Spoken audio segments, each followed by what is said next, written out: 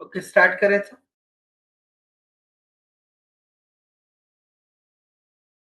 Yes sir.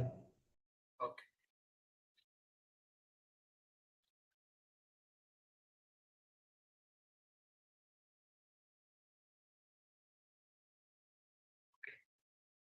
तो आपण operating system हा चॅप्टर स्टार्ट केलेला आहे. याच्यामधले आपण काय काय पॉइंट्स डिस्कस केलेले आहेत बघा. पॉइंट्स मी फक्त एक फास्ट ट्रॅक मध्ये रिवाइज करतो. तर पहिल्यांदा ऑपरेटिंग सिस्टीम म्हणजे काय? Operating system is a program which acts as a interface between user, computer and the hardware. जसं आपण डिस्कस केलं होतं की ऑपरेटिंग सिस्टीम हे सिस्टीम सॉफ्टवेअर आहे. मध्ये मी सॉफ्टवेअरचे टाइप्स पण सांगितले होते तुम्हाला.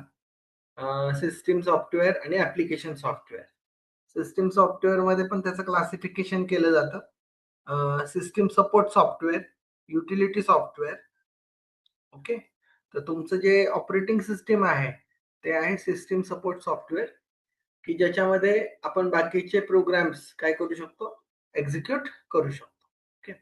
सो बेसिकली ऑपरेटिंग सिस्टीम हा एक प्रोग्राम आहे की जो ॲज अ इंटरफेस म्हणून वर्कआउट होतो. युजर म्हणजे आपण, कम्प्युटर आणि हार्डवेअर. मग युजरच्या ज्या काही डिमांड्स आहेत, युजरला जे काही ऑपरेशन्स करायचे आहेत कम्प्युटरवर, तर ते कम्प्युटरला समजण्यासाठी त्याला एक इंटरफेस तुम्हाला ऑपरेटिंग सिस्टीम काय करत असतो, प्रोव्हाइड करत असतो. ऍट द सेम टाइम युजरला जे काही हार्डवेअर यूज करायचं आहे, ऍक्च्युली कम्प्युटर हार्डवेअर, तर त्याच्याशी सुद्धा कम्युनिकेशन करायचं काम ऑपरेटिंग सिस्टीम थ्रू केलं जातं. ओके. जसं की मला एखादं ऍप्लिकेशन प्रिंट काढायचं आहे, सो मला प्रिंटर जो तुमच्या कम्प्युटरला कनेक्ट केलेला आहे, सो मी ज्यावेळेस एखादं ऍप्लिकेशन वर्ड मधनं प्रिंट कमांड देतो, so how that command is reach to that printer. So हे जे काही क्रेडिट आहे की ऍप्लिकेशन सॉफ्टवेअर मधनं इन्स्ट्रक्शन तुमच्या प्रिंटरला जाणार आहे. ऍक्च्युली त्याची कन्सेप्ट काय सांगतो बघा थोडक्यात. विंडोजचं स्ट्रक्चर कसं असतं बघा, कारण की आज मी तुम्हाला लिनक्सचं स्ट्रक्चर पण सांगणार आहे.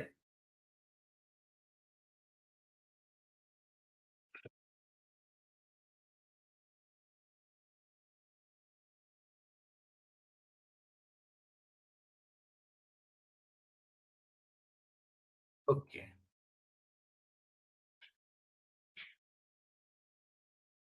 कशा पद्धतीने वर्कआउट होत असतं.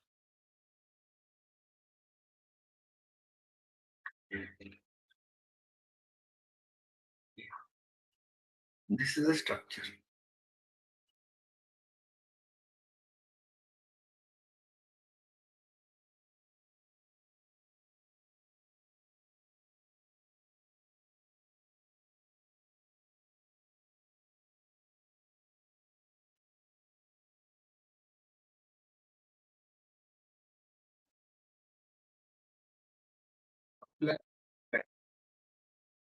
मला ती डायग्राम पाहिजे नाही, बाकी नको आहे काय.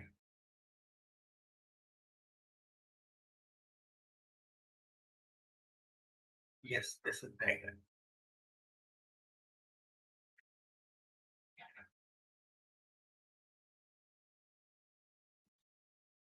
स्क्रीन दिसते सगळ्यांना? Yes sir. सो बेसिकली हे विंडोजचं स्ट्रक्चर आहे, ज्याच्यामध्ये आपण जे ऑपरेटिंग सिस्टम कन्सेप्ट बघतोय तो ऍज अ इंटरफेस म्हणून कसं काम करतं, तर त्याचं स्ट्रक्चर हे लेअर्ड स्ट्रक्चर असतं, ज्याच्यामध्ये तुमच्याकडे तुम्ही जर बघितलं कर्नल म्हणजे जे काय हार्डवेअर जे असतं ते सगळं सेंटरला असतं. म्हणजे डायरेक्ट युजर कधी हार्डवेअरला ऍक्सेस करत नाही. तर बेसिकली तुमचं जे काय हार्डवेअर आहे त्या हार्डवेअरला तुमचा युजर इंटरफेस, ज्याला आपण ग्राफिकल युजर इंटरफेस म्हणतो, त्याच्या थ्रू इन्स्ट्रक्शन दिली जाते. त्याच्यानंतर ना त्याचं आता हे वेगवेगळे लेयर्स असतात.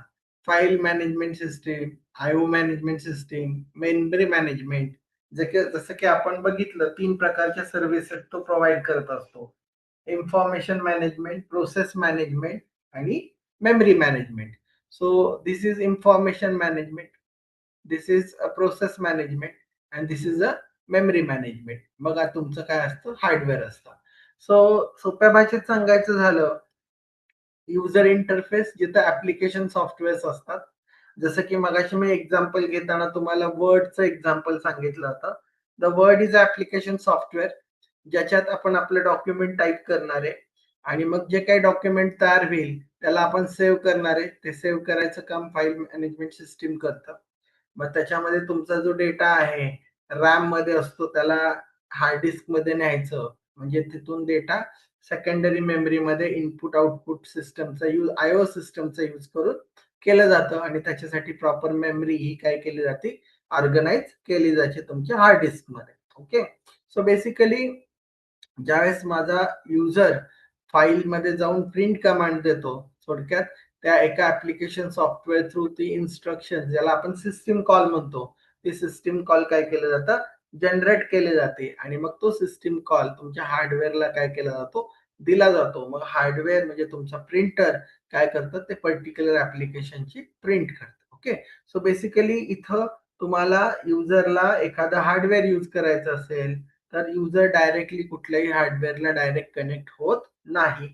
त्याच्यासाठी तो कशाचा यूज करतो, वेगवेगळ्या सिस्टीम सॉफ्टवेअरचा यूज करतो. ओके, सो बेसिकली या ठिकाणी शॉर्ट मध्ये जर सांगायचं झालं तर तुमचे प्रोग्राम्स आहेत बघा, ऍप्लिकेशन प्रोग्राम्स जे सिस्टीम प्रोग्रामशी काम करतात आणि सिस्टीम प्रोग्राम तुमच्या डिव्हाइस ड्रायव्हर्सशी काय करतात, कम्युनिकेट करतात आणि त्याच्याकडनं काम करून घेतात. ओके, सो बेसिकली लक्षात ठेवा, कुठल्याही हार्डवेअरला, जसं की ह्या डायग्राम मध्ये जर तुम्ही बघितलं,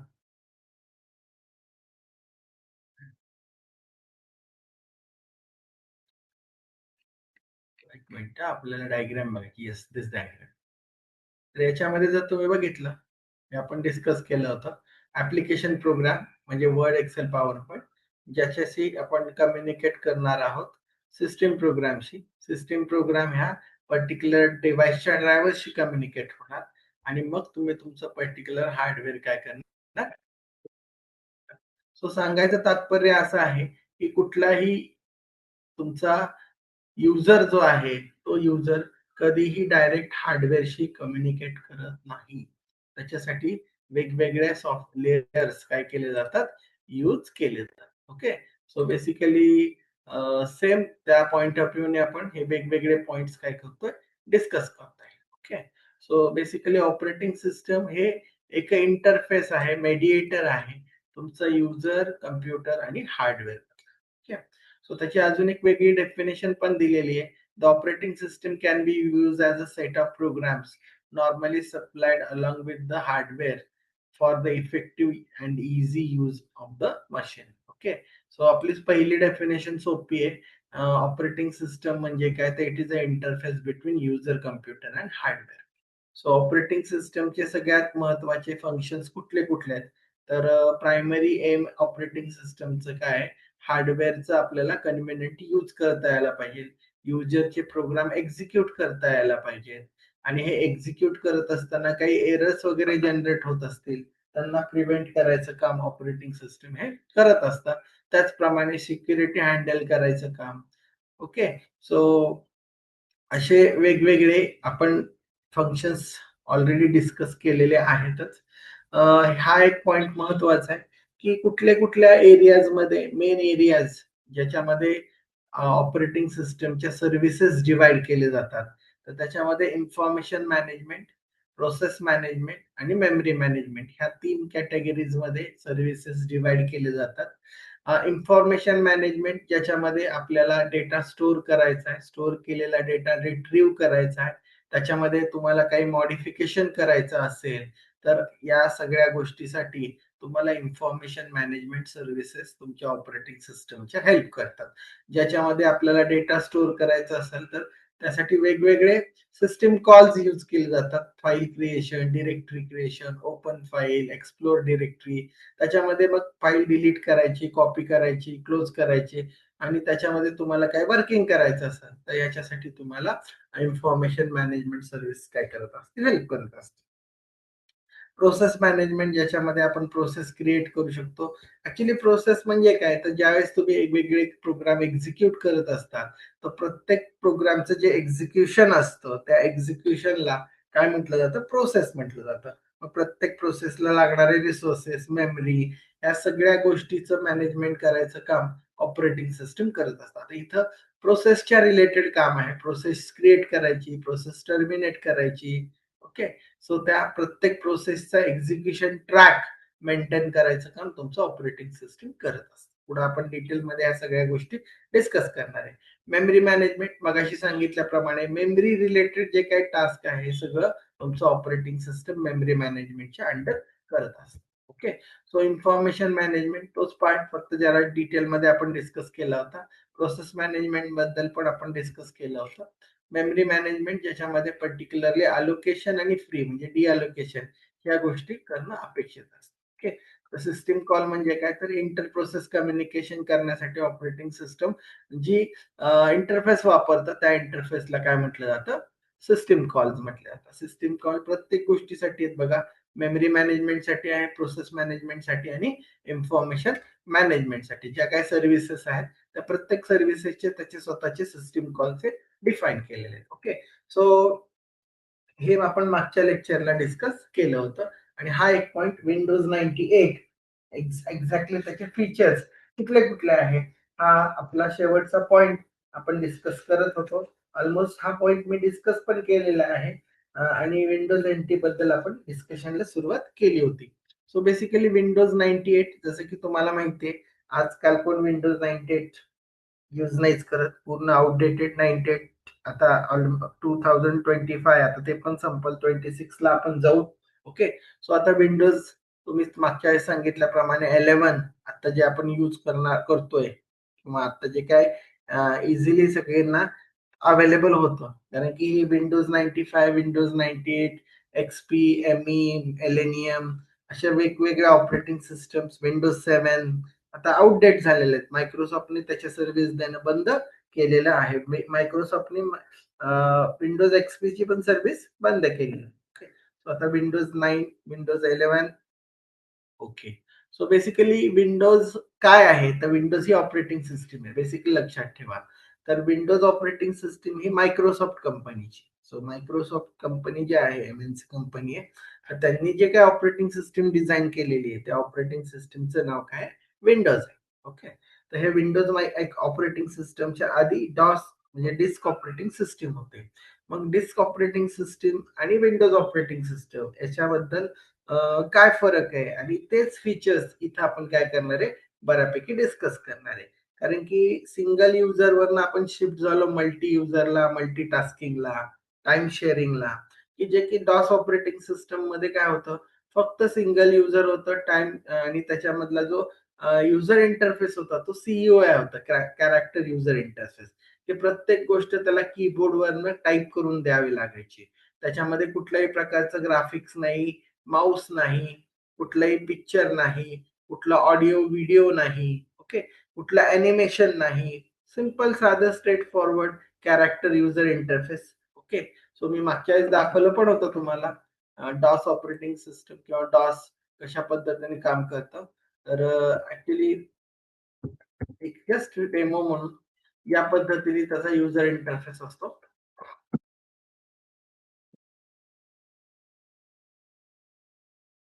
तर इथं तुम्हाला ज्या ज्या काही गोष्टी द्यायच्या फक्त तुम्हाला काय करायचं, युजर इंटरफेस कॅरेक्टर होता म्हणजे सीईओ आहे, कॅरेक्टर युजर इंटरफेस.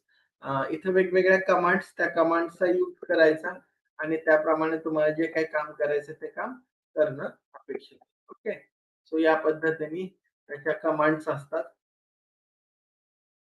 त्याच्यानंतर त्याला वेगवेगळ्या कमांड्स मध्ये जाऊन मी जे जे वर्किंग तुम्हाला करायचं, जसं की फाईल क्रिएट करायची, तर तुम्हाला त्या पद्धतीने त्याच्या इंटरनल एक्सटर्नल कमांड्स असतात, त्या कमांड्स तिथं काय करायच्या, एक्झिक्यूट करायच्या.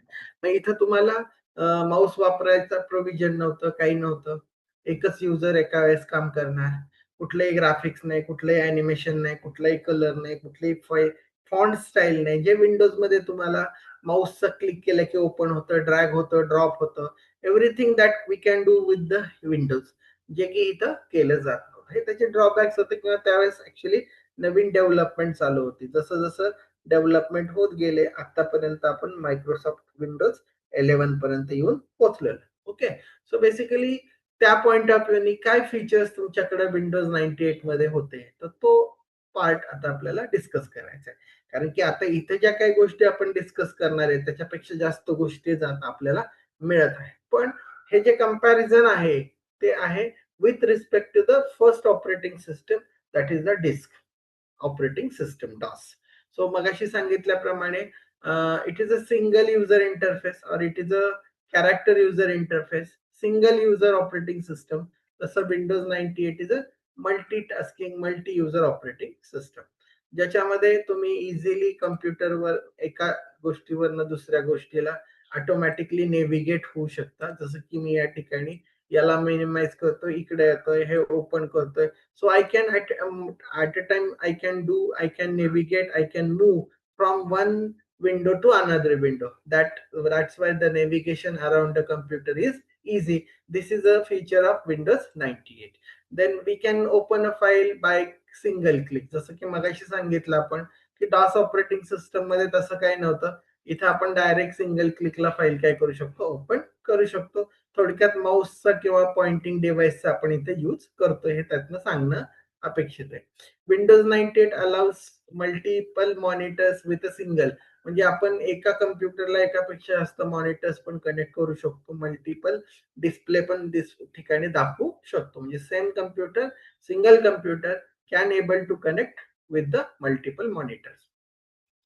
त्याचप्रमाणे ज्यावेळेस आपण एखादं हार्डवेअर तुमच्या विंडोज ऑपरेटिंग सिस्टम मध्ये कनेक्ट केलं तर ते ऑटोमॅटिकली प्लग अँड प्ले नावाचा जो कन्सेप्ट आहे की ते इझिली इन्स्टॉल होतं. त्यासाठी तुम्हाला कम्प्युटर परत रिस्टार्ट करायची गरज नाही. ओके, सो म्हणजे थोडक्यात नवीन हार्डवेअरला ते इझिली डिटेक्ट करतं, इझिली त्याला तो इन्स्टॉल करतं आणि इझिली आपण त्याला यूज करू शकतो. So actually easier to use ही कॅटेगरी आहे विंडोज 98च्या. त्या कॅटेगरीच्या under easier have multitasking, then navigation around the window, easily we can open a file, multiple monitors we can connect with the single computer, new hardware we can easily install. Okay, as well as new hardware we can additionally use digital camera, digital image device, जसं की scanner आहे तो सुद्धा आपण याला easily काय करू शकतो, यूज करू शकतो. त्याचप्रमाणे जर कंपॅरिझन करायचं झालं विंडोज 98 आणि विंडोज 95, तर ह्या दोघांपैकी विंडोज 95 ही काय फास्टर ऑपरेटिंग सिस्टीम. त्याचप्रमाणे त्याची स्पीड आणि एफिशियन्सी ही बऱ्यापैकी काय केलेली, इम्प्रूव्ह केलेली आहे. त्याचप्रमाणे त्याच्यामध्ये इंटरनेट तुम्हाला इनबिल्ट असतं, तुम्ही इझिली त्याला ऍक्सेस करू शकता. ओके, सो त्याच्याच बरोबर मायक्रोसॉफ्ट आउटलुक एक्सप्रेस, ज्याच्यामध्ये तुम्हाला ऑपरेटिंग सिस्टीम बरोबर इनबिल्ड येतं, ज्याचा यूज करून तुम्ही मेल किंवा तुमचे काय मेसेजेस आहेत ते इंटरनेटचा यूज करून काय करू शकता, सेंड करू शकता किंवा रिसीव्ह करू शकतात. त्याचप्रमाणे तुम्हाला जर इंटरनेट कॉन्फरन्सिंग करायचं असेल तर ते सुद्धा विंडोज 98 पासून आपण करू शकतो, 95 मध्ये आपण करू शकत नव्हतो. त्यानंतर ना एंटरटेनमेंटच्या पॉइंट ऑफ व्ह्यूने विचार केलं तर तुमचं विंडोज ऑपरेटिंग सिस्टम मगाशी सांगितल्याप्रमाणे वेगवेगळ्या ऑडिओ व्हिडिओ फाईल फॉर्मॅटला सपोर्ट करतं. डीव्हीडी किंवा ज्या तुमच्या काही सीडीज आहेत त्या तुम्ही सिस्टम मध्ये, म्हणजे त्या ऑपरेटिंग सिस्टम मध्ये सीडी रोम किंवा सीडी ड्राईव्ह त्याचा यूज करून तुम्ही प्रॉपरली प्ले करू शकता. So your Windows 98 can allow to play high quality digital movies and audios on the computers. Okay, त्याचप्रमाणे आपण टेलिव्हिजन ब्रॉडकास्टिंग सुद्धा करू शकतो. So these are the different features which are provided by the Windows 98. So प्रश्न कसा असेल, what are the features of Windows 98? त्यात मी भरपूर फीचर्स सांगितलेले आहेत. तुम्ही त्यातले जे जे सोपे वाटतात ते लक्षात ठेवा आणि त्याप्रमाणे तुम्ही तुमचे आन्सर्स काय करा, प्रिपेअर करा. ओके, सो इझी, त्याच्यामध्ये सगळ्यात महत्वाचं पॉइंट काय आहे, it is easy to use, it is a faster, it allow to use internet and it also help for the entertainment also. Okay, so हे जर 4 पॉइंट लक्षात ठेवले, इझी टू यूज, मग त्याचे काही पॉइंट्स तुम्ही सांगू शकता. फास्ट आहे ते सांगू शकता. इंटरनेट आपण त्याच्यामध्ये इंटिग्रेट करू शकतो, मग इंटरनेट वापरू शकतो. त्यानंतर मेलिंग आपण नेट मायक्रोसॉफ्ट आउटलुक एक्सप्रेसचा यूज करून सेंड किंवा रिसीव्ह करू शकतो किंवा कॉन्फरन्सिंग करू शकतो. एंटरटेनमध्ये तुम्ही वेगवेगळे games, audios, videos, movies automatically तुमच्या विंडोज 98 काय करतं, सपोर्ट करतं, जेणेकरून तुम्हाला त्या पद्धतीने त्याचा फायदा होऊ शकतो. त्याचप्रमाणे टेलिव्हिजन ब्रॉडकास्टिंग ते सुद्धा विंडोज 98 मध्ये आपण करू शकतो. Okay, so this is about the Windows 98 जे आपण ऑलरेडी मागच्या लेक्चरला डिस्कस केलं होतं. विंडोज एनटी, ऍक्च्युली एनटी आणि 98 ह्याच्यामध्ये बेसिक फरक काय आहे, तर ज्याच्या काही इथं आपण डिस्कस करताना इट इज अ मल्टीटास्किंग. एका वेळेस आपण एकापेक्षा जास्त टास्क प्रोग्राम्स काय करू शकत होतो, एक्झिक्यूट करत होतो. त्याचं ट्रॅक मेंटेन करायचं काम तुमचं ऑपरेटिंग सिस्टम हे करत असतं. तसं विंडोज 98च्या पुढे विंडोज एनटी, तर विंडोज एनटी मध्ये it is a multitasking, multi user, multi threading operating system. लक्षात ठेवा, Windows NT is what, multitasking, multi user, multi threading operating system. It will get faster response even though multiple applications are run. तर multitasking, multi user आणि multi threading.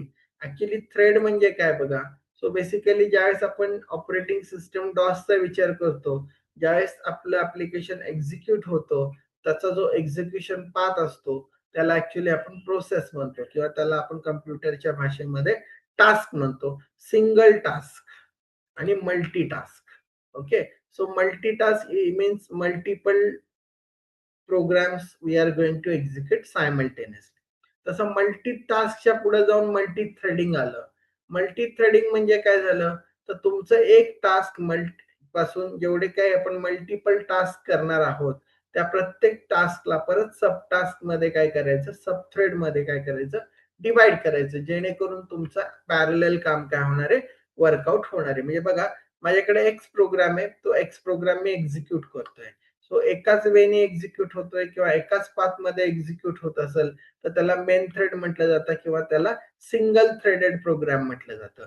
पण ज्यावेळेस माझा x programme execute करायला सुरुवात होतो, तो सिंगल थ्रेड परत मल्टिपल थ्रेड मध्ये काय केला जातो, डिवाइड केला जातो. All these threads are going to be executed parallelly. त्यामुळे अजून तुमचं एक्झिक्युशन स्पीड काय होतं, वाढतं. म्हणून multitasking, multi threading, multi user हा जो प्रकार आहे, सो हा मल्टीटास्क म्हणजे एकापेक्षा जास्त टास्क आणि एका टास्कला परत आपण नंबर ऑफ सब टास्क मध्ये काय करणार आहे, डिवाइड करणार आहे, जेणेकरून तुमचं प्रोसेसिंग जे आहे ते फास्ट व्हायला पाहिजे. आणि त्याचप्रमाणे सिंगल युजर पेक्षा मल्टिपल युजर सुद्धा त्याच्यावर काम करू शकले पाहिजे. Okay, so basically Windows operating system मध्ये Windows NT is a multitasking, multi user, multi threading operating system. So हा पॉइंट लक्षात ठेवा. It is a Windows 98 is only multitasking. Okay, it is not a multi-user, but your Windows NT is a both multitasking as well as multi-user. Okay, fast response मिळतो, कारण का, तर याच्यामध्ये आपण multi threading concept वापरतो की ज्याच्यामध्ये multiple ऍप्लिकेशन्सला आपण पॅरलल टास्क मध्ये काम करायला लावतो. याच्यामध्ये हा कन्सेप्ट सगळ्यात महत्वाचा आहे, व्हर्च्युअल मेमरी मॅनेजमेंट सिस्टम, की ज्याच्यामध्ये ऍक्च्युअली विंडोज 98 असू द्या किंवा त्याच्या आधीच्या ऑपरेटिंग सिस्टम असू द्या, ज्याच्यामध्ये मेमरी हा सगळ्यात महत्वाचा फॅक्टर होता, की ज्याच्यामध्ये युजर्सला किंवा जे जे प्रोग्रामर्स असतात, डेव्हलपर्स असतात, त्यांना मेमरीचा सुद्धा काय करावा लागायचा, कन्स्ट्रेंट लक्षात घ्यावा लागायचा ऍप्लिकेशन डिझाईन करत असताना, प्रोग्राम एक्झिक्यूट करत असताना. त्यांना रिलीफ देण्यासाठी विंडोज एनटी मध्ये व्हर्च्युअल मेमरी मॅनेजमेंट नावाची कन्सेप्ट काय केलेली आहे, प्रोव्हाइड केलेली आहे, की ज्याचा अर्थ काय होतो, की तुम्हाला मेमरीचं कुठलंही रिस्ट्रिक्शन नाही. You have size of memory whatever you want. Okay, so व्हर्च्युअलचा अर्थ हा होतो not in reality but in existence. म्हणजे तो असं फील करून देतो की तुमच्याकडे खूप मेमरी आहे, तुम्हाला त्या कन्स्टंटचा विचार करायची काही गरज नाही. ओके, सो हे कुणामुळे पॉसिबल झालं, विंडोज 98 सॉरी विंडोज एनटी मुळे पॉसिबल झालं, कारण की विंडोज एनटी मध्ये ती फॅसिलिटी काय केलेली आहे, प्रोव्हाइड केलेली आहे, किंवा it supports virtual memory management system, ज्याचा यूज करून आपण मल्टिपल प्रोग्राम्स काय करू शकतो, सायमल्टेनियसली एक्झिक्यूट करू शकतो. विंडोज 98 जसं आहे तसंच विंडोज एनटी, ज्याच्यामध्ये आपण बघितलं की मल्टीटास्किंग आहे, तसं इथं पण मल्टीटास्किंग आहे, मल्टी थ्रेडिंग आहे. पण याच्यासाठी जो मल्टी प्रोसेसर आहे, तो मल्टी प्रोसेसर तुमच्या सीपीयू ला काय करतो, चांगल्या पद्धतीने सिस्टमॅटिकली यूज करतो किंवा सपोर्ट करतो. सो मल्टी प्रोसेसर नावाचा कन्सेप्ट लक्षात ठेवा, जो कुठं आहे, सीपीयू ला मॅनेज करतो. विंडोज एनटी ही 32 बिट ऑपरेटिंग सिस्टीम आहे. आता सध्याला ज्या काही ऑपरेटिंग सिस्टीम आहेत ते 64 बिट्स आहे. ओके, सो याच्या डबल, त्याप्रमाणे प्रोसेसिंग काय होते, डबल होते. विंडोज एनटी मध्ये अजून एक गोष्ट महत्वाची सांगायची, ती म्हणजे NTFS, file new technology file system. So याच्याबद्दल आपण मागच्या वेळेस पण बघितलं होतं, फॅट आणि NTFS. So file allocation table की विंडोज 98 मध्ये फॅट फाईल सिस्टम वापरली जाते, की ज्याच्यामध्ये त्याच्या मेमरी साईजचं किंवा फाईलच्या साईजचं रिस्ट्रिक्शन असतं. त्या साईज पर्यंतच आपण डेटा किंवा file at a time read करू शकतो किंवा मेमरीमध्ये लोड करू शकतो. तसं जर आपल्याला साईज खूप मोठ्या साईजच्या फाईल्स हव्या असतील, यूज करायच्या असतील, रीड करायच्या असतील, तर त्यासाठी तुम्हाला फाईल फाईल सिस्टीम मध्ये एनटीएफएस ही फाईल सिस्टीम काय करते, सपोर्ट करते. Okay, so basically Windows NT पासून ज्या काही नवीन ऑपरेटिंग सिस्टम आलाय, म्हणजे इव्हन विंडोज 11 मध्ये पण फाईल सिस्टीम ही कुठली वापरली जाते, एनटीएफएसच वापरली जाते. सो एनटीएफएस चा फुल फॉर्म लक्षात ठेवा, new technology file system. Okay, so असं होऊ शकतं परीक्षेमध्ये विंडोज 98 आणि विंडोज एनटी बरोबर कम्पेअर करा म्हणून सांगितलं जाऊ शकतं. सो दोघांमधले फरक लक्षात ठेवा. विंडोज 98 हे मल्टीटास्किंग आहे, मल्टी युजर नाहीये, सिंगल युजर इथं आहे बघा, सिंगल युजर मल्टीटास्किंग. तसं तुमचं विंडोज एनटी हे multi user multitasking multi threading operating system आहे. ओके, त्याच्यामध्ये त्याची फाईल सिस्टीम आहे फॅट, एफ-ए-टी फॅट, आणि याची आहे एन-टी-एफ-एस. ओके, सो याच्यामध्ये व्हर्च्युअल मेमरी मॅनेजमेंट कन्सेप्ट आहे किंवा सिस्टीम आहे, तिकडं ते नाही. ओके, सो या पद्धतीने तुम्ही वेगवेगळे, आणि याच्यामध्ये सिक्युरिटी प्रोव्हिजन्स त्याच्यापेक्षा जास्त आहेत. Okay, so this is about Windows 98 आणि विंडोज एनटी, जे आपण मागच्या लेक्चरमध्ये डिस्कस केलं होतं. आज आपण पुढचा पॉइंट डिस्कस करतोय, लिनक्स ऑपरेटिंग सिस्टम. आता बेसिकली लिनक्स, ज्याच्यामध्ये आपण ऍक्च्युली युनिक्स ऑपरेटिंग सिस्टम म्हणतो, ऍक्च्युली युनिक्सचं पुढं नंतर ना लिनक्स ऑपरेटिंग सिस्टम झाले. म्हणजे बघा, विंडोज 98, विंडोज एनटी आणि लिनक्स असे 3 वेगवेगळे ऑपरेटिंग सिस्टम्स तुमच्या सिलेबसमध्ये अभ्यासासाठी म्हणा किंवा कंपॅरिझनसाठी आहे, की बाबा विंडोज 98 पासून आपण सुरुवात केली, मग विंडोज एनटी आलं, आणि मग पुढे आपण फ्रीवेअर साठी, ओपन सोर्स साठी गेलो. मग त्या ओपन सोर्स मध्ये तुम्हाला सगळ्यात जास्त फायदा झाला तो लिनक्स ऑपरेटिंग सिस्टमचा किंवा युनिक्स ऑपरेटिंग सिस्टमचा. तर विंडोज 98 किंवा विंडोज एनटी ज्यावेळेस आपल्याला हवं असतं, त्यावेळेस त्याचं आपल्याला लायसन्स घ्यावं लागतं, त्याच्यासाठी आपल्याला पैसे पे करावे लागतात. तसं ज्यावेळेस तुम्ही लिनक्स ऑपरेटिंग सिस्टम घेता, तर it is free of cost.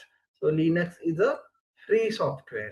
Okay, free software म्हणजे काय, there is no any charges to pay for this organization. Okay, so open source ज्याला म्हटलं जातं, ओपन सोर्स किंवा फ्रीवेअर, तर हा जो सॉफ्टवेअर आहे तो फ्री आहे, लक्षात ठेवा. विंडोज 98 याच्यासाठी तुम्हाला लायसन कॉपी घ्यावी लागते, पैसे पे करावे लागतात. विंडोज एनटी त्याच्यासाठी सुद्धा तुम्हाला लायसन कॉपीज किंवा पैसे पे करावे लागतात. Linux operating system, red hat Linux, त्याचे वेगवेगळे आहेत.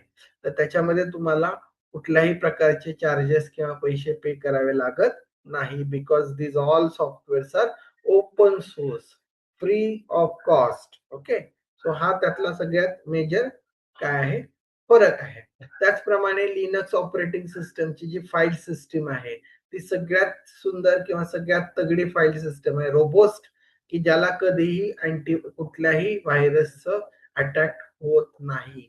जरी झाला तरी तर त्याला काहीही नुकसान होत नाही. जसं की विंडोज 98 असू द्या किंवा विंडोज NT असू द्या, याच्या फाईल सिस्टीमला तुमचा व्हायरस काय करतो, इझिली अटॅक करतो. These are not that much robust. म्हणजे जसं की मी आता सांगितलं की विंडोज 98 किंवा NT मध्ये व्हायरसचा प्रॉब्लेम हा होऊ शकतो, तसा लिनक्स ऑपरेटिंग सिस्टीम मध्ये होत नाही. न होण्याचं कारण म्हणजे त्याची जी फाईल सिस्टीम आहे, लिनक्स सेंटिमेंट्स, सिमेंटिक्स, तर ती म्हणजे थोडक्यात वेगळ्या प्रकारची फाईल सिस्टीम आहे, ज्याच्यामध्ये तुमचा व्हायरस इझिली अटॅक करू शकत नाही. ओके. सो त्याच्यामध्ये महत्वाचे जे पॉइंट्स आहेत ते मी तुम्हाला सांगितले, की हे काय ओपन सोर्स आहे, फ्री ऑफ कॉस्ट आहे. ओके. त्याच्यानंतर याच्यामध्ये याची फाईल सिस्टीम कम्पॅरेटिव्हली त्या दोघांपेक्षा स्ट्रॉंग आहे, ज्याच्यामुळं तुमच्या फाईल सिस्टीममुळं व्हायरसचं इन्फेक्शन तुमच्या सिस्टीमला होत नाही. ओके. आणि अजून एक महत्वाचं, ज्याच्यामध्ये कमी कमी रिसोर्सेस मध्ये सुद्धा तुमचं लिनक्स ऑपरेटिंग सिस्टम त्याची काय प्रोव्हाइड करतं, फंक्शनॅलिटी प्रोव्हाइड करतं. ओके. की जसं की तुमच्या विंडोज 11 ला आता जर बघितलं तर त्याची मिनिमम रॅम रिक्वायरमेंट ही 8 GB आहे. ओके. सो त्यांना तेवढं तगडं हार्डवेअरची पण गरज आहे. म्हणजे जसं जसं तुम्ही मायक्रोसॉफ्टचे किंवा विंडोजचे लेटेस्ट ऑपरेटिंग सिस्टीम घेताल, तसं तसं तुम्हाला लागणारा प्रोसेसर, त्याला लागणारी मेमरी, हे सुद्धा कसे पाहिजे तुम्हाला हायर कॉन्फिगरेशनचे पाहिजे. ओके. म्हणजे जसं की Pentium P1, P2, P3, 12 core, core टुडेओ, त्याच्यानंतर i3, i5, i7, असे जसे वेगवेगळे प्रोसेसर्स आले, तसं तसं तुम्हाला जेवढे हायर ऑपरेटिंग सिस्टम, तेवढे तुम्हाला स्ट्रॉंग, हायर कॉन्फिगर्ड सॉफ्टवेअर प्रोसेसरची आणि हार्डवेअरची रिक्वायरमेंट लागते. तसं लिनक्स ऑपरेटिंग सिस्टमचा जर विचार केला तर हा मिनिमम रिसोर्सेस मध्ये सुद्धा चांगल्या प्रकारची फंक्शनॅलिटी काय करत असतो, प्रोव्हाइड करत असतो. जसं की इथं एक्झाम्पल दिलेलं आहे, it can run on a machine having only 4 MB of RAM.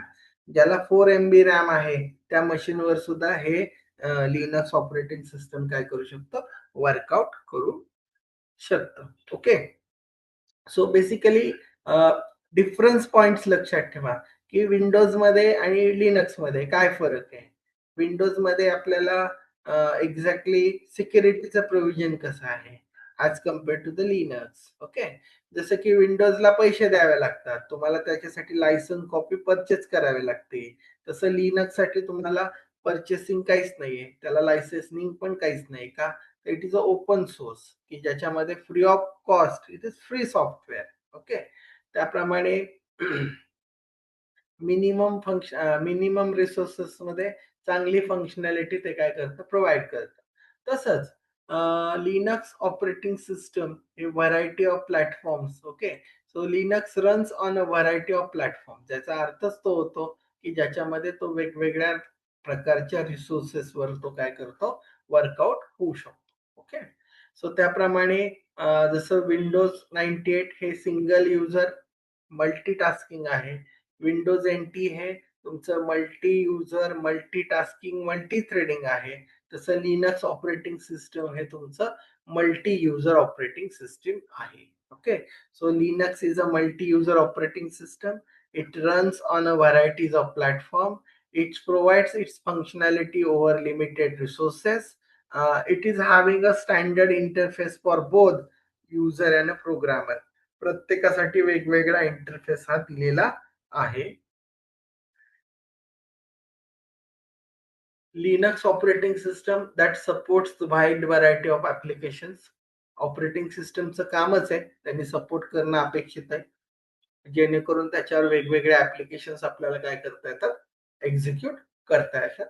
Linux हे फ्रीवेअर आहे, ओपन सोर्स आहे, फ्री ऑफ कॉस्ट आहे आणि त्याची फाईल सिस्टम रोबोस्ट, की ज्याला कुठल्याही प्रकारचं व्हायरस इन्फेक्शन किंवा अटॅक होत नाही. ओके. सो लिनक्स ऑपरेटिंग सिस्टमचे फीचर्स कळाले का?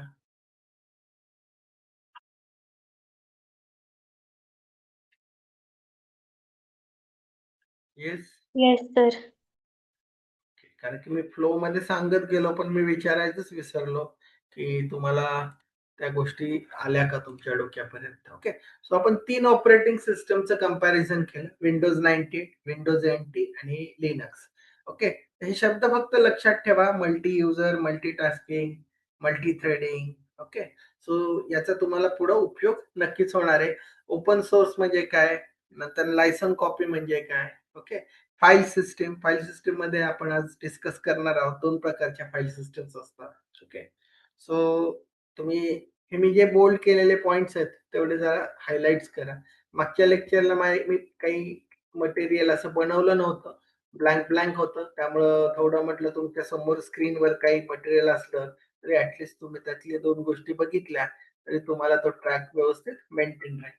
ओके, सो त्या इंटेन्शनने मी काही थोडं वर्कआउट केलं आणि थोडे पॉइंट तयार केले. ओके, त्याच्यानंतर ना जसं की तुम्हाला मगाशी विंडोज ऑपरेटिंग सिस्टीमचं लेअर स्ट्रक्चर सांगितलं, तसं लिनक्स ऑपरेटिंग सिस्टमचं स्वतः एक स्ट्रक्चरचं काय स्ट्रक्चर आहे.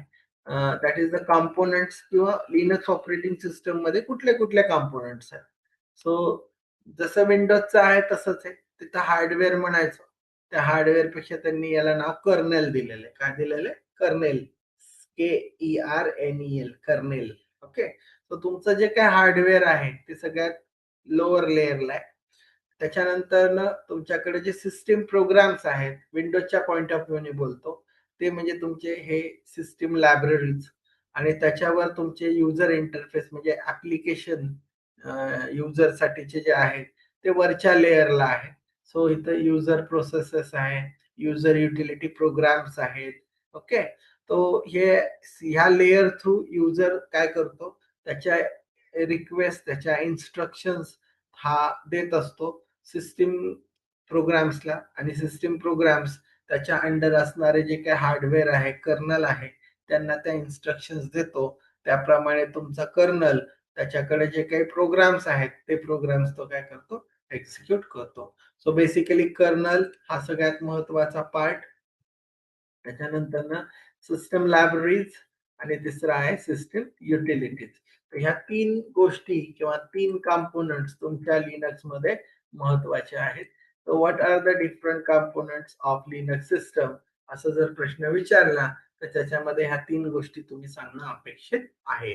What are the 3 basic services provided by the operating system, त्यावेळेस प्रोसेस मॅनेजमेंट, इन्फॉर्मेशन मॅनेजमेंट आणि मेमरी मॅनेजमेंट या 3 गोष्टी तुम्ही सांगणं अपेक्षित आहे.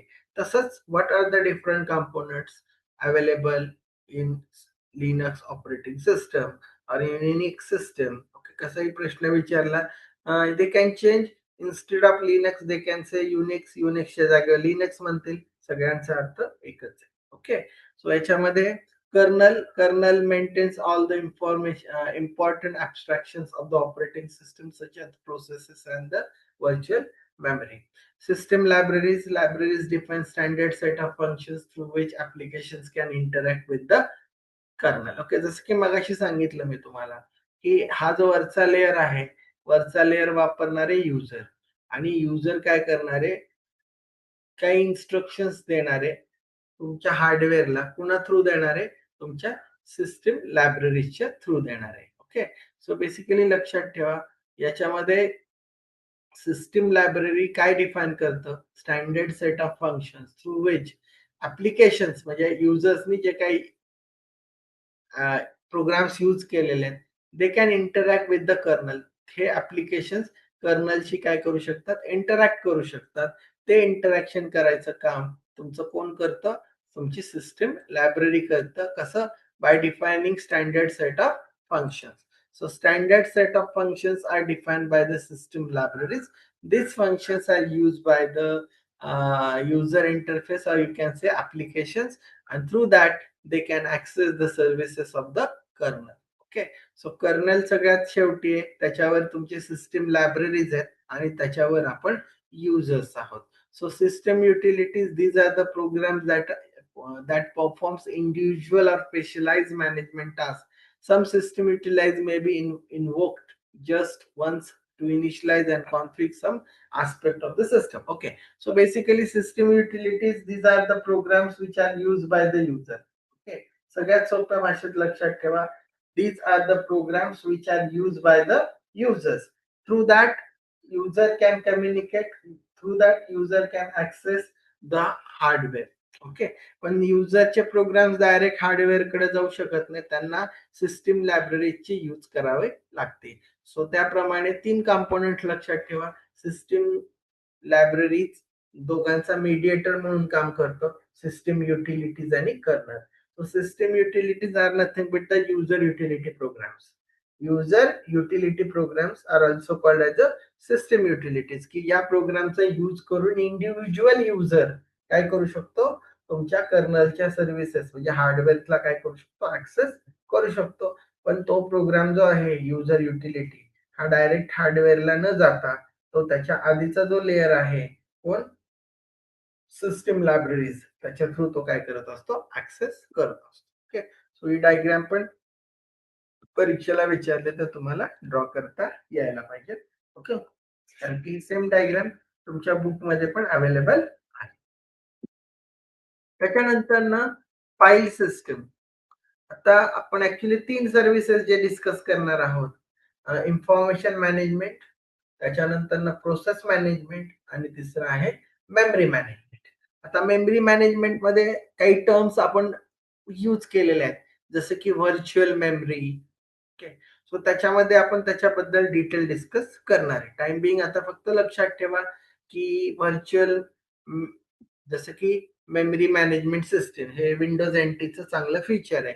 हे ऍक्च्युली मेमरी मॅनेजमेंट कसं केलं जातं, त्याच्यामध्ये आपण वेगवेगळे सब टॉपिक किंवा सब पॉइंट्स काय करणार आहे, डिस्कस करणार. ओके, सो फाईल सिस्टीम, ज्याच्यामध्ये आपण विंडोजची फाईल सिस्टीम 98 ची फॅट फाईल अलोकेशन टेबल आणि विंडोज एनटीची एनटीएफएस. एनटीएफएस चा फुल फॉर्म काय सांगितलं मी? What is the full form of NTFS?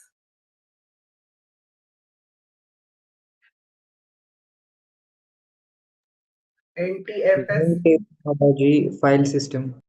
Correct. Okay, NTFS is a Windows NT मध्ये आपण डिस्कस केलं होतं, न्यू टेक्नॉलॉजी फाईल सिस्टम, की जे तुमच्याकडं मोठे लार्ज साईज फाईलला काय करतं, सपोर्ट करतं. ओके, सो बेसिकली फाईल सिस्टमचं काम काय आहे ते आपण डिस्कस करणार आहोत. So what is file system? So it the major work of that is collect. आता इथे ऍक्च्युअली फाईलची डेफिनेशन दिलेली, what is file. Okay, so file is a collection of related information. So what is file? A file is a collection of related information, or you can say data or program.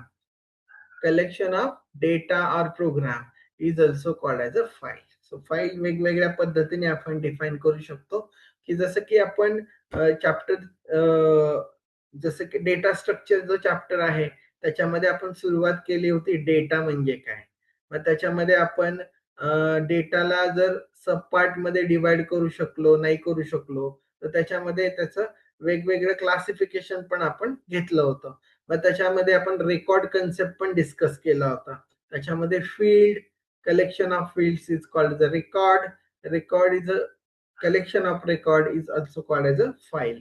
So actually त्या point of व्ह्यूनी ज्यावेळेस तुमच्याकडं related information ज्यावेळेस आपण गोळा करतो, collect करतो, ती जी related इन्फॉर्मेशनचा जी काही सेट तयार होणार आहे त्याला आपण काय म्हणणार आहे, file. So collection of related information is called as a file. Okay, or in simple you can say, in word you can say, collection of data, collection of programs is called as a file.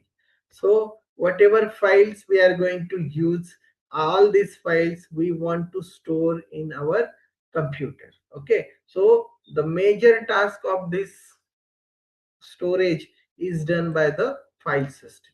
Okay, so त्याप्रमाणे तुमच्याकडे तुमचा जो काही data आहे, तो जो काही data तुम्ही तुमच्या कम्प्युटर मध्ये जो स्टोअर करणार आहे, ते कशाच्या फॉर्म मध्ये स्टोअर करणार आहे, तुम्ही फाईलच्या फॉर्म मध्ये स्टोअर करणार आहे. मग तुमची ऑडिओ फाईल असू द्या, व्हिडिओ फाईल असू द्या, टेक्स्ट फाईल असू द्या, एनी काय, तुमचं पिक्चर असू द्या. So all these are stored in a computer, in a mobile, with in the form of files. तो कशाच्या फॉर्म मध्ये स्टोअर केलं जातं? फाइल्स. प्रत्येक फाईलला मग त्याचा स्वतःचा वेगवेगळा फॉर्मॅट असतो. त्याचे स्वतःचे वेगवेगळे ऍप्लिकेशन्स असतात. त्याचे स्वतःचे वेगवेगळे काय म्हणता येईल त्याला एक्सटेन्शन्स असतात.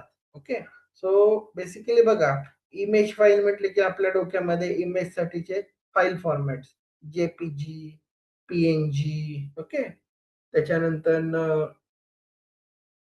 GIF असे वेगवेगळे किंवा BMP, बिटमॅप असे वेगवेगळे फाईल फॉर्मॅट्स आपल्या डोळ्यासमोर येतात. ऑडिओ फाईलसाठी तसंच, व्हिडिओ फाईलसाठी पण तसंच MP4, MP3, ओके, वेव्ह असे ऑडिओसाठी असतात. त्यानंतर DOX डॉक्युमेंट, PPTX किंवा आता सध्याला XLX, ओके. सो असे वेगवेगळे एक्सटेन्शन्स की जे एक्सटेन्शन्स तुमच्या फाईल फॉर्मॅटला काय करतात? डिफाईन करतात. आणि जे ते फाईल फॉर्मॅट ज्या त्या ऍप्लिकेशन्स मध्येच काय होत असतात? ओपन होत असतात. तर हे अलोकेशन करणं, ओपन करणं, त्याला स्टोअर करणं, स्टोअर केलेल्याला रिट्राईव्ह करणं, त्याच्यामध्ये मॉडिफिकेशन्स करणं, त्याच्या साईज वाढल्यानंतर ती साईज मॅनेज करणं, एखादा डेटा डिलीट झाल्यानंतर ती साईज कमी करणं. सो ह्या काही वेगवेगळ्या ऍक्टिव्हिटीज असतात. त्या सगळ्या तुमचा ऑपरेटिंग सिस्टम हे करत असतो. पण हे ऑपरेटिंग सिस्टीम कशाचा यूज करून करतं? तर बेसिकली फाईल सिस्टीमचा यूज करून करत असतं. ओके. सो फाईल सिस्टीमचा जो मेन गोल आहे की त्यांनी काय करायला पाहिजे? सो त्यांनी तुमचा जो काही डेटा आहे त्या डेटाला स्टोअर करायचं. Okay. So that implementation is done with the help of file system through the operating system. Okay. So त्याच्यामध्ये पहिला पॉइंट आपण डिस्कस केला, what is file. So file is a collection of related information or it is a collection of data or a program. Okay. So each file has a specific name. Okay. जसं मगाशी मी सांगितलं तुम्हाला, प्रत्येक फाईलला त्याचं स्वतःचं काय असतं? नाव असतं, which used to refer the file. आपण जी काही फाईल तयार करणार आहोत त्या प्रत्येक फाईलला आयडेंटिफिकेशन साठी आपण काय देत असतो? नाव देत असतो. आणि एक्झॅक्टली याच्यामध्येच आपल्याला त्याचा फाईल फॉर्मॅट, त्याचा आयकॉन, त्याचा ऍप्लिकेशन सगळ्या गोष्टी काय होत असतात? क्लिअर होत असतात. For convenient use of the computer system, the operating system provides uniform logical view of information storage. So operating system file बद्दल काय करत असतं? सगळी माहिती आपल्याला देत असतं. The operating system manage mass storage device to implement the abstract concept of file. तर याच्यामध्ये ऑपरेटिंग सिस्टम हे फाईलचं मेमरी मॅनेजमेंट करायचं काम हे करत असतं. ओके. सो एक्झॅक्टली तुमचं ऑपरेटिंग सिस्टम काय करतं? तर operating system maps files on the physical device such as a tape or disk. आता याच्यामध्ये डिपेंड्स आपली जी काय हार्ड डिस्क आहे ती कशा फॉर्मॅट मध्ये आहे, whether it is in the form of tape or it is a form of disk, त्याच्याबद्दल आपण पुढे डिस्कस करणार आहे. सो जी काही आपण फाईल क्रिएट केलेली आहे त्या फाईलला परमनंटली स्टोअर करण्याचं काम ऑपरेटिंग सिस्टम करतं. म्हणजेच काय करतं?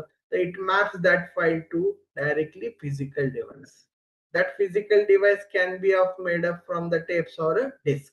मग त्याच्यावरनं या ठिकाणी there are two types of file system, tape based system and disk based system.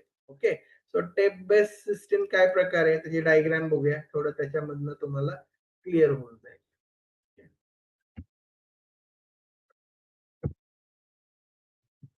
Tape based file system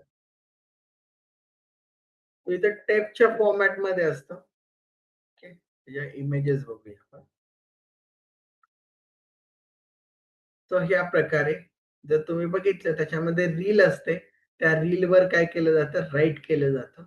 जसं की तुमच्याकडं सुरुवातीला ज्यांनी कोणी ते कॅसेट किंवा टेप रेकॉर्डर मधल्या छोट्या छोट्या कॅसेट जर बघितल्या तर त्याच्यामध्ये ते रील असते. त्या रीलवर काय केलं जायचं? राईट केलं जायचं. त्याची लिमिटेड साईज असायची. आता हे झालं तुमच्या टेप बेस्ड, जसं की या पद्धतीची रील आहे. याच्यामध्ये जे गोन असतात त्याला असं हे केलेलं असतं, टेप ड्राईव्ह. असं तुम्हाला तर ड्राईव्ह दिलं जायचं. हा रील ज्याच्यामध्ये तुम्ही तुमचा डेटा काय करायचा? राईट करायचा. ओके. सो तुमचा डेटा स्टोअर करण्यासाठीची ही कन्सेप्ट तुमचा ऑपरेटिंग सिस्टम काय करत असतो. आणि हे जे डिस्क बेस ऑपरेटिंग सिस्टम आहे, ज्याच्यामध्ये डिस्क असते आणि त्या डिस्क मध्ये अशा एकापेक्षा जास्त डिस्क एकत्र काय केले जातात, ठेवले जातात. जसं की या ठिकाणी एक जस्ट तुम्हाला एक्झाम्पल म्हणून दाखवतो की हे तुमचे हार्ड डिस्क आहे, डिस्क ड्राईव्ह, ज्याच्यामध्ये एवढ्या नंबर ऑफ काय आहेत, डिस्क आहेत. प्रत्येक डिस्कला ट्रॅक आणि सेक्टर मध्ये काय केलं जातं, डिवाइड केलं जातं आणि त्याच्यामध्ये डेटा काय केला जातो, रीड राईट केला जातो. ओके, सो बेसिकली डिस्क या पद्धतीची असते. टेप म्हणजे आपला रील असते, त्याच्यावर डायरेक्ट काय केलं जातं, राईट केलं जातं. ओके, सो इथं तुमचा fat file allocation tape. Okay, so basically data store करण्याचं काम तुमचं ऑपरेटिंग सिस्टीम करत असतं फाईलच्या फॉर्मॅटमध्ये. आणि ती जी काय फाईल आहे ती डायरेक्टली फिजिकल डिव्हाइस मध्ये स्टोअर करायचं काम तुमचं ऑपरेटिंग सिस्टम फाईल सिस्टीमचा यूज करून करत असतं. सो याच्यामध्ये दोन प्रकारे फाईल आपण स्टोअर करू शकतो. Either we can store using tape based system और डिस्क बेस्ड सिस्टीम. आता टेप बेस मध्ये त्याचे ऍडव्हान्टेजेस काय, डिसएडव्हान्टेजेस काय ते बघणार आहोत. तर टेप बेस्ड सिस्टीम मगाशी सांगितल्याप्रमाणे सिंपल आहे, पण त्याचा प्रॉब्लेम काय आहे, इनएफिशियंट आहे. ओके, की ज्याच्यामध्ये तुम्हाला माहितीये रॅन्डम ऍक्सेस आणि सिक्वेन्शियल ऍक्सेस, की जर तुमचा डेटा टेप मध्ये स्टोअर केला, फॉर एक्झाम्पल जुन्या काळामध्ये एक प्रश्न विचारतो तुम्हाला, कुणी बघितलंय का टेप रेकॉर्डर, कुणी बघितलाय का, कुणी यूज केलाय का टेप रेकॉर्डर?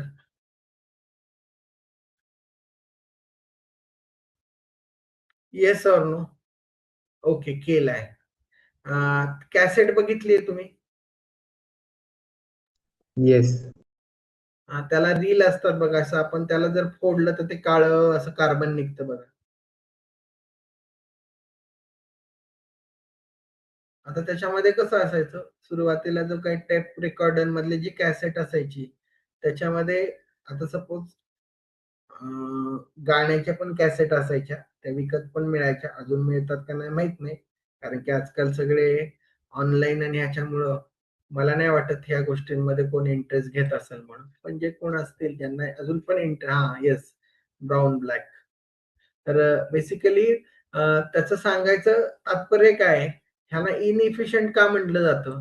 सपोज तुम्ही तुमच्याकडे एखादी कॅसेट घेतलेली आहे आणि त्याच्यामध्ये 5 सॉंग्स आहेत, त्यातलं तुम्हाला 5वं सॉन्ग प्ले करायचं आहे.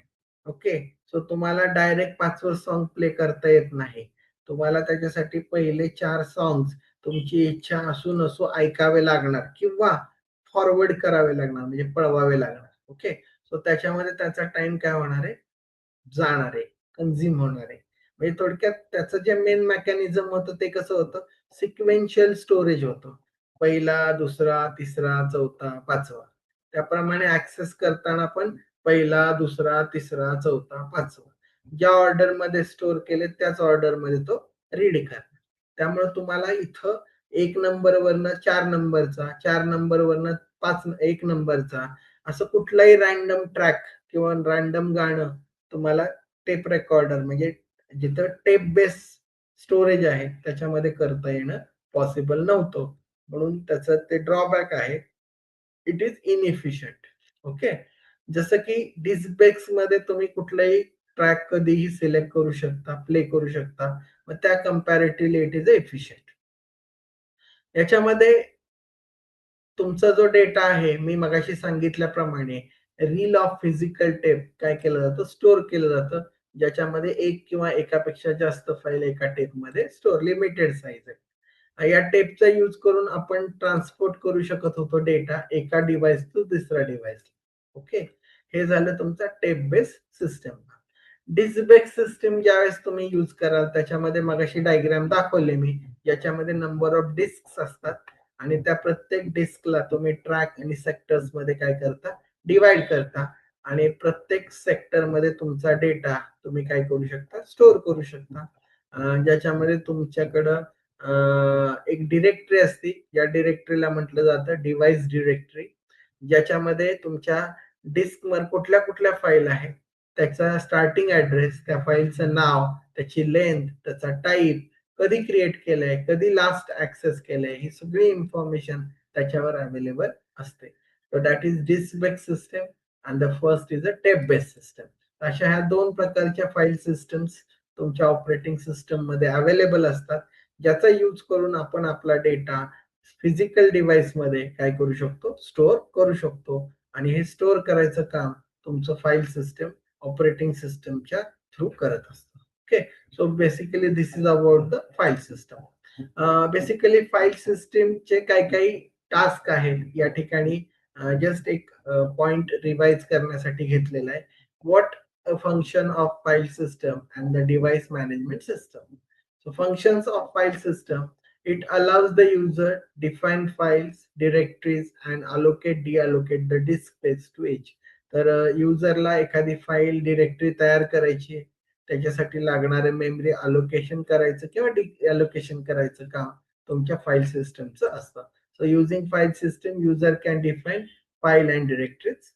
आपण आपल्या भाषेत लिहू शकतो, using file system user can create files and the directory. So what ever files or directories created by the user, so the allocation of disk space or deallocation of disk space is done by the file system. Okay, so it store data or information, arrange various files on a disk, open file, create file, delete file. Okay, so all these type of access we can do with the file with the help of file system.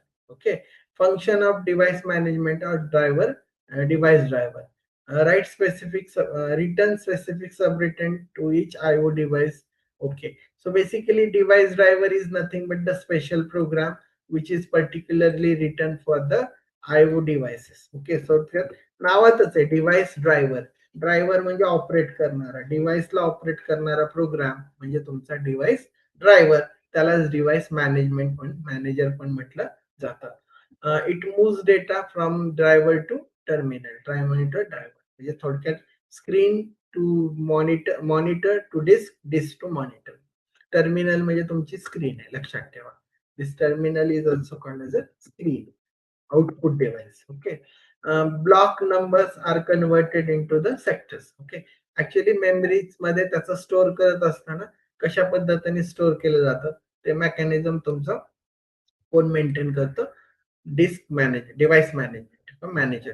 जसं की मगाशी सांगितलं, data तुमचा ज्यावेळेस disk based system मध्ये store होतो त्यावेळेस तुमच्या प्रत्येक डिस्कला कशामध्ये डिवाइड केलं जातं, ट्रॅक्स मध्ये. आणि प्रत्येक ट्रॅकला कशामध्ये डिवाइड केलं जातं, सेक्टर मध्ये. तर त्याचा जो काही ब्लॉक नंबर असतो तो ब्लॉक नंबर त्याचा यूज करून सेक्टर नंबर मध्ये यूज करून त्याचा डेटा काय केला जातो, स्टोअर केला जातो. द सेम वे रिट्रीव्ह पण केला जातो. म्हणजे थोडक्यात रीड ऑपरेशन मध्ये, राईट ऑपरेशन मध्ये तुमचा डिव्हाइस मॅनेजर काय करत असतो, हेल्प करतो. Okay, so this is about the file system. So आज आपण काही काही पॉइंट डिस्कस केले बघा. तर कालच्या लेक्चरचं बऱ्यापैकी रिव्हिजन केलं. त्यानंतर विंडोज 98, विंडोज एनटी, लिनक्स, लिनक्सचं फीचर्स, कॉम्पोनंट आणि फाईल सिस्टम, हे पॉइंट्स आपण काय केले आज डिस्कस केले. राहिलेले पॉइंट्स आपण उद्याच्या लेक्चरला काय करूया, डिस्कस करूया. ओके, तो आज आपण इथंच थांबूया. ठीक आहे, thank you. Thank you, sir. Yes, welcome.